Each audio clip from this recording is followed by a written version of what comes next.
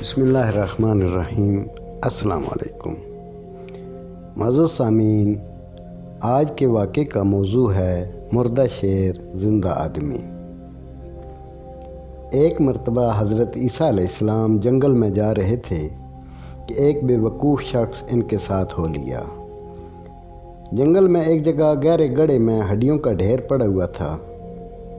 وہ بے وقوف ہڈیوں کا ڈھیر دیکھ کر رک گیا اور حضرت عیسیٰ علیہ السلام سے کہنے لگا، اے روح اللہ، وہ کیا اسم اعظم ہے جسے پڑھ کر آپ مردوں کو زندہ کرتے ہیں؟ مجھے بھی اسم اعظم سکھا دیجئے تاکہ ان بوسیدہ ہڈیوں میں جان ڈال دوں۔ اس احمق کی یہ بات سن کر حضرت عیسیٰ علیہ السلام نے کہا، خاموش ہو جا، تیری زبان اس اسم کے لائق نہیں۔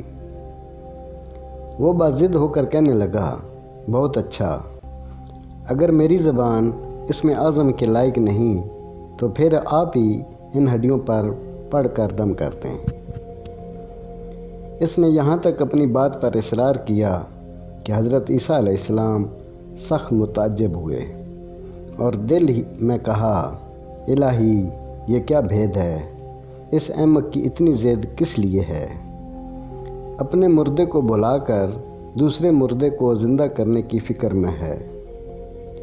حق تعالیٰ نے حضرت عیسیٰ علیہ السلام پر وحی نازل فرمائی کہ اس میں حیرت کی کیا بات ہے؟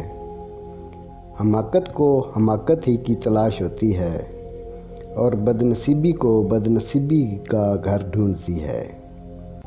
کانٹوں کا گناہ ان کے بوئے جانے کا عوض ہے۔ اتنے میں اس بے وقوف نے پھر ان ہڈیوں پر اسم اعظم پڑھ کر دم کرنے کا تقاضا کیا، اور جب انہوں نے اس کو سمجھانے کی کوشش کی تو ناراض ہو کر بولا، اے روح اللہ، اب آپ بھی اپنا معجزہ دکھانے میں بخل سے کام لینے لگے ہیں۔ شاید آپ کی زبان مبارک میں پہلی سی تاثیر نہیں رہی، گویا اب آپ سے معجزہ ہو ہی نہیں سکتا۔ یہ سن کر حضرت عیسیٰ علیہ السلام نے ان ہڈیوں پر اسم اعظم دم کیا۔ آن کی آن میں ان ہڈیوں کے اندر حرکت ہوئی۔ کیا دیکھا کہ ایک ہیبت ناک شکل کا قوی الجثہ شیر بن گیا۔ اس نے گرج کر جست لگائی اور اس بے وقوف شخص کو لمحہ بھر میں چیر پھاڑ کر برابر کر دیا، یہاں تک کہ کھوپڑی بھی پاش پاش کر ڈالی۔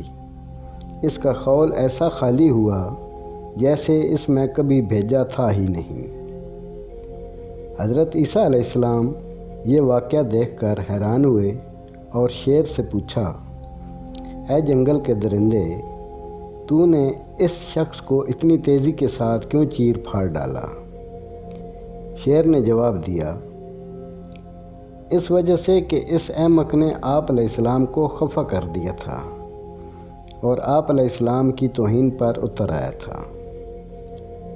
حضرت عیسیٰ علیہ السلام نے پوچھا، اس کا گوشت کیوں نہیں کھایا اور خون کیوں نہ پیا؟